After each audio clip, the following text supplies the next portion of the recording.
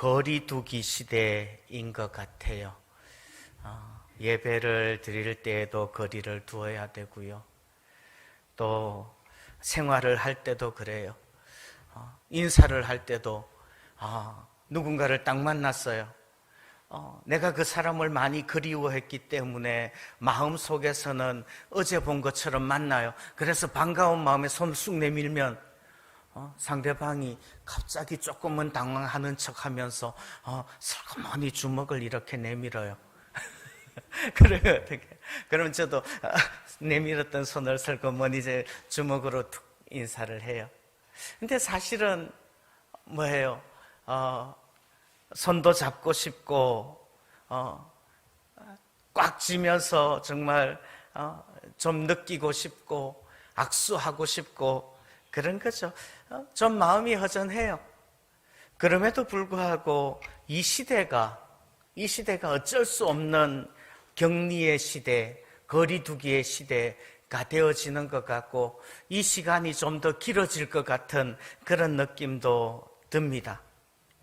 근데 솔직히 말하면요, 인류가 탄생하고 난 다음에 지금까지, 언어라는 것이 발달되고 난 다음부터 지금까지 격리, 거리두기, 뭐 이런 단어들은 그렇게 긍정적으로 쓰였던 적이 없어요.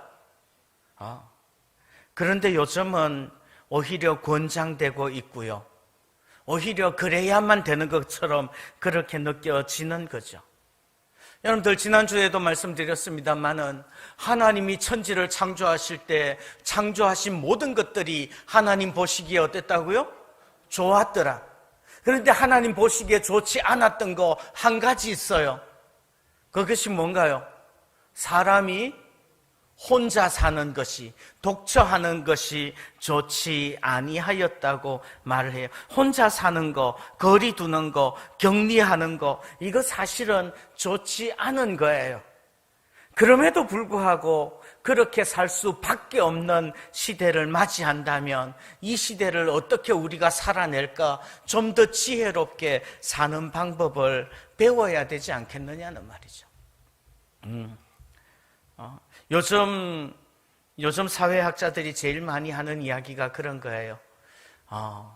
이 세상은요, 강하고 똑똑하고 능력 있는 사람들이 살아남는 게 아니라, 그런 존재들이 살아남는 게 아니라 모든 변화에 잘 적응을 하는 그런 생명들이 살아남는다고 그래요. 예. 이 시대가 변한다면 이 시대에 맞게 정말 우리가 이 시대에 어떻게 살까, 이것들 고민해야 된다는 말이죠. 격리의 시대, 거리두기의 시대, 혼자 있어야 되는 시대, 어떻게 살까요? 어떻게 살까요? 오늘 예수님을 통해서 그 지혜를 한번 배워보고 싶어요. 예수님께서 이미 혼자인 것을 배웠다는 말이에요. 32절 말씀 보면 이렇게 말합니다. 보라, 너희가 다 각각 제 곳으로 흩어지고 나를 혼자 둘 때가 오나니 벌써 왔도다. 예수님께서 제자들과 함께 있었는데 제자들 뿔뿔이 흩어지면서 이제 혼자가 되었다는 말이에요. 예. 요한복음 6장에서 예수님께서 제자들을 향하여서 너희도 가려느냐 이렇게 물으니까 베드로가 정답을 말해요. 예수께서 12제자에게 이르시되 너희도 가려느냐? 그 다음에요, 68절 시몬 베드로가 대답하되 주여, 영생의 말씀이 주께 있사오니 우리가 누구에게로 가오리까? 주님 따라가겠습니다 고백을 했어요. 그랬는데 막상 십자가를 지게 될 때, 십자가 앞에 설 때 다 뿔뿔이 흩어지고 나를 혼자 둘 때가 오나니 벌써 왔도다. 혼자인 거예요. 심지어 베드로도 그를 모른다고 3번씩이나 부인하지 않았느냐는 말이에요. 그 주님께서 그 혼자 거리두기, 혼자 남겨졌을 때 어떻게 하였느냐 하는 것을 보면서 오늘 우리가 이 시대를 사는, 거리두기 시대를 사는 지혜를 얻을까 합니다. 첫 번째, 이 거리두기 시대에는 여러분들 하나님이 함께 하신다는 것을 믿으시기를 바랍니다. 거리두기 시대에 어떻게 해요? 하나님이 함께 하신다는 것을 믿습니다. 아멘. 아멘. 32절 말씀 다시 보시면 이렇게 말씀합니다. 보라, 너희가 다 각각 제 곳으로 흩어지고 나를 혼자 둘 때가 오나니 벌써 왔도다. 그러나 내가 혼자 있는 것이 아니라 아버지께서 나와 함께 계시느니라. 아멘. 여러분들, 내가 혼자라고 느껴질 때 나는 혼자가 아니라 하나님 아버지께서 나와 함께 하신다는 것을 분명히 믿으시기를 바랍니다. 그것을 믿지 못하면 이 거리두기의 시대에 우울증 걸릴 거예요. 그런 걸 요즘 표현하는 용어가 새로 생겼어요. 그게 뭔지 아시나요? 코로나 우울증이래요. 들어봤죠? 코로나 우울증 걸리는 사람들이 요즘 너무나 많이 생기고 있어요. 왜요? 거리두기 하면서 살 수밖에 없으니까, 격리되어질 수밖에 없으니까. 그때에 하나님이 나와 함께 하신다는 것을 알지 못하면요, 누가 나와 함께 할 거냐는 말이에요. 한국 사람들은 특히 정이 많은 그런 나라래요. 그런데 공동체 지수라는 것을 조사를 해봤더니요, 공동체 지수를 어떻게 조사하는가 하면 이런 질문을 해요. 내게 어려운 일이 닥쳤을 때 도움을 청할 수 있는 친척이나 친구가 누가 있습니까? 여러분들 어때요? 갑자기 나에게 정말 어려운 일이 닥쳤어. 그러면 내가 누구에게 도움을 요청할 수 있는 누군가가 있나요? 예? 1등은 아이슬란드래요. 98%. 100명 중에 98명이 물론 내가 도움을 요청할 수 있는 사람이 있어 라고요. 2등은 아일랜드, 3등은 뉴질랜드, 23등은 일본, 89%. 거의 90명이 도움을 요청할 사람이 있대요. OECD 나라들 가운데서 35위 꼴찌 어디요? 우리나라래요. 그렇게 정이 많은 나라인데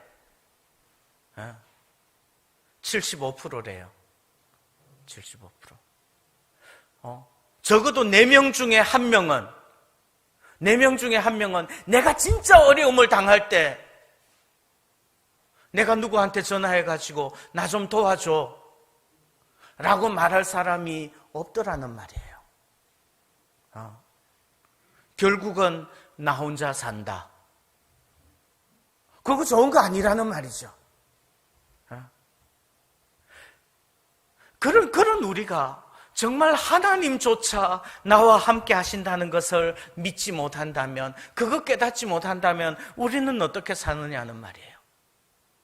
그래서 어떻게 보면요, 코로나 우울증 걸리기 제일 좋은 나라가 한국 사람일 수도 있어요. 왜요? 한국 사람들은 기본적으로 정이 많은 민족이에요.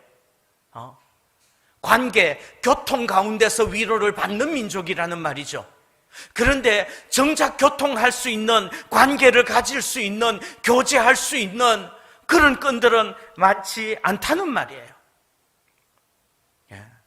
그때마다 여러분들 하나님이 나와 함께 하신다는 거 믿으시기를 바랍니다.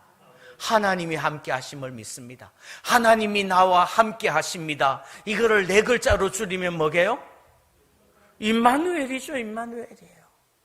임마누엘 주님께서 나와 함께 하시고, 지상 명령을 줄 때에도 말씀을 하시죠. 볼지어다 세상 끝날까지 내가 너희와 항상 함께 있으리라. 아멘. 임마누엘 주님께서 오늘도 나와 함께 하십니다. 얼마만큼 함께 하세요? 졸지도 아니하시고 주무시지도 아니하시면서 함께 하신다는 거 믿습니다. 아멘. 그렇다면요, 우리도 이 거리두기의 시대, 격리의 시대, 혼자 있어야 되는 시대에 하나님 바라보면서 하나님 의지할 수 있기를 소원합니다. 사람 의지하지 말아요. 물론 사람 의지할 수 있죠. 그러나 사람을 하나님보다 더 의지하지 마시기를 바라요. 하나님보다 더 의지하고 하나님보다 더 사랑하면 그거 우상인 거예요. 그래서 예수님께서는 사람들에게 자신을 의탁하지 않으셨어요. 왜요? 사람이 어떤 존재인지 아시기 때문에 그래요. 요한복음 2장에 이렇게 말씀해요. 예수는 그의 몸을 그들에게 의탁하지 아니하셨으니 이는 친히 모든 사람을 아심이요. 인간 속에 무엇이 있는지, 인간의 능력이 얼마나 큰지 낮의 해로부터 밤의 달로부터 지켜줄 수 있나요? 아니요. 오직 나와 함께 하시는 하나님만이 우리를 온전히 지켜주시고 영원토록 나와 함께 해주시는 줄 믿습니다. 이 거리두기의 시대에 여러분들 하나님이 함께 하심을 믿으시기를 바랍니다. 두 번째, 이 거리두기의 시대에 어떻게 지혜롭게 우리가 잘 이겨낼 수 있을까요? 하나님께 기도하시기를 바라요. 하나님이 나와 함께 하신다는 것을 믿는다면 그 다음엔 하나님께 기도하라고요. 16장 지나고 17장에서 이렇게 말씀을 합니다. 예수께서 이 말씀을 하시고라는 말은 무슨 말이에요? 보라, 너희가 다 각각 제 곳으로 흩어지고 나를 혼자 둘 때가 왔다. 이 말씀을 하시고 어떻게 해요? 내가 혼자 있는 것이 아니라 아버지께서 나와 함께 하시느니라. 이 말씀을 하시고 어떻게 해요? 눈을 들어 하늘을 우러러 이르시되 아버지여, 기도하는 거예요. 그래서 기도 쭉 17장 마지막까지 기도하는 거예요. 여러분들, 거리두기의 시대에는 정말 우리의 기도가 더 깊어질 수 있기를 바랍니다. 기도한다는 건 뭐예요? 기도한다는 결국 하나님과 대화하는 것이겠죠. 하나님하고 이야기해요. 지난주에도 말씀드렸잖아요. 우리가 교통하지 않고서는 살 수 없는 존재예요. 왜 그래요? 하나님이 교통하시는 하나님이시라는 말이죠. 지난주에 말씀드렸죠. 하나님이 천지를, 그리고 에덴 동산을, 그리고 사람을 왜 만드셨게요?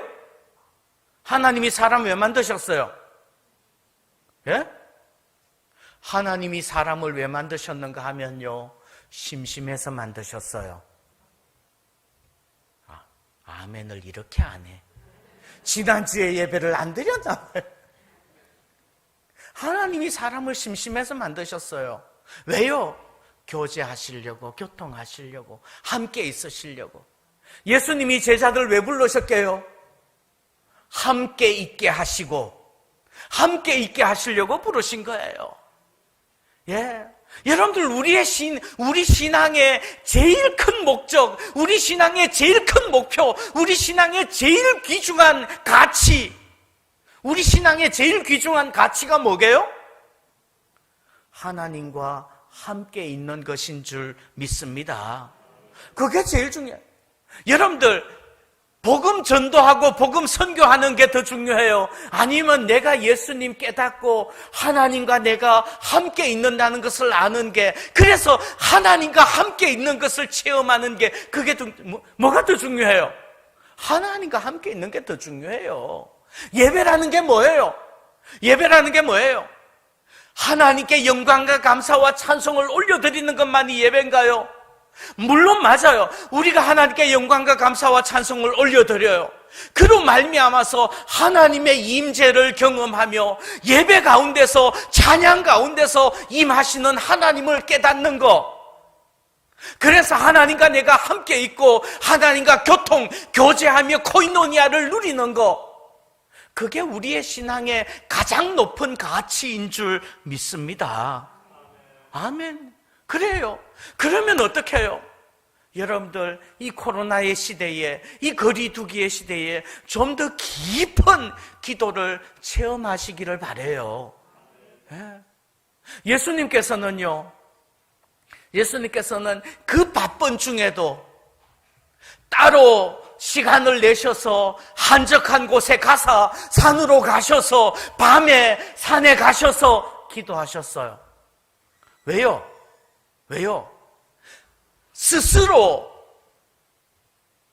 거리두기를 자청하시는 거예요.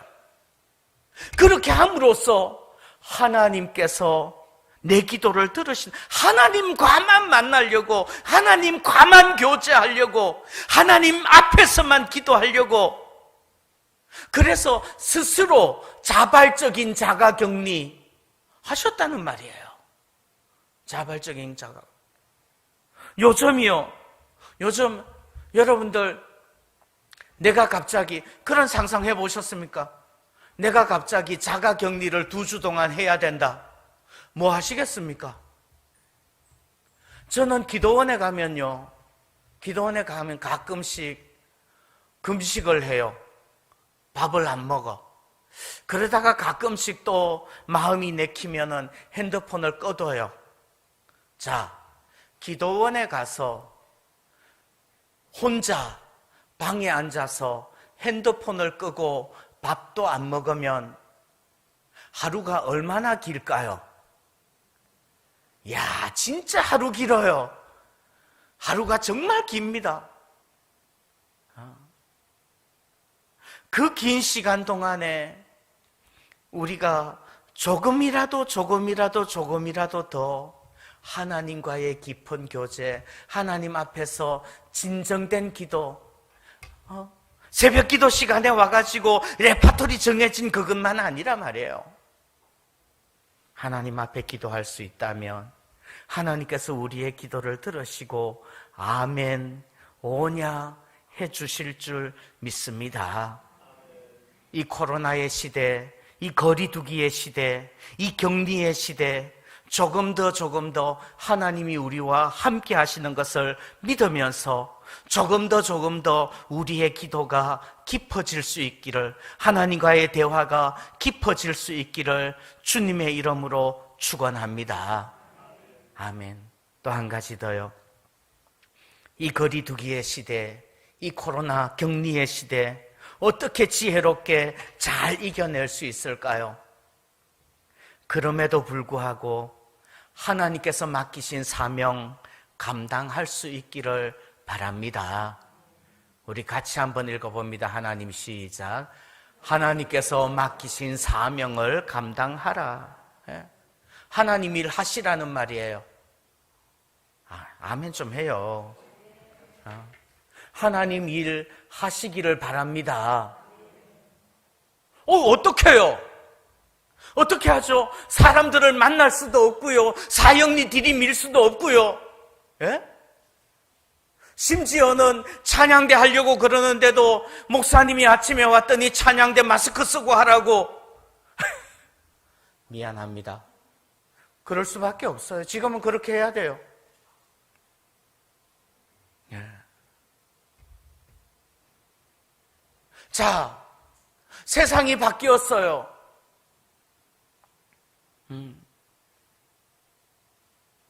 주일날 점심 식사 준비하지 않아도 되겠군요. 이제 안 먹으니까. 그러면 하나님께서 맡기신 사명, 하나님의 일들 어떻게 감당할 거냐고요. 이 부분에서 우리가 조금 더 지혜로울 수 있기를 바라요. 예? 변화의 시대 가운데 있으면 그 변화에 적응해서 어떻게 노하우, 어떻게 주님의 일들을 감당할까 생각하고, 사실 나이가 많아지면 변화에 빨리 적응하기가 쉽지 않아진다고 하더라고요. 젊은 사람들이 변화에 더 빨리 적응을 한대요. 그럼에도 불구하고 우리가 어떻게 하나님께서 내게 맡기신 사명 감당할까 고민하고 애쓰고 애타하고, 그러면서 하나님께서 맡기신 사명 감당하라는 말이에요. 그럴 때 이 코로나의 시대, 거리두기의 시대를 지혜롭게 보낼 수 있다는 말이죠. 예. 코로나의 시대는요, 할 수 있는 사역이 많이 제한될 거예요. 찾아서 해야 되는 거죠.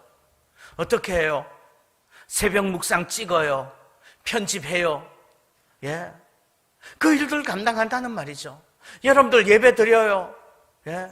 저는요, 요즘 이 시대를 보면서 어쩌면 더 많은, 더 풍성한 예배들이, 예전에는 인터넷을 켜면은, 유튜브를 켜면은 설교만 딱 나왔잖아요. 요즘은요, 교회들마다 그 모든 예배를 다 동영상으로 스트리밍을 해요.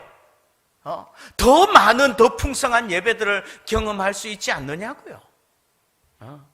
여러분들, 성도교회 예배만 보지 말고 집에 가면요, 거리두기 시대이기 때문에 누군가 사람들 만나서 밥 먹고 이야기하고 파티할 시간들 줄어들었잖아요. 그러면 그 시간만큼 여러분들 이 교회 저 교회 예배들을 한 번쯤 볼 수 있지 않을까요?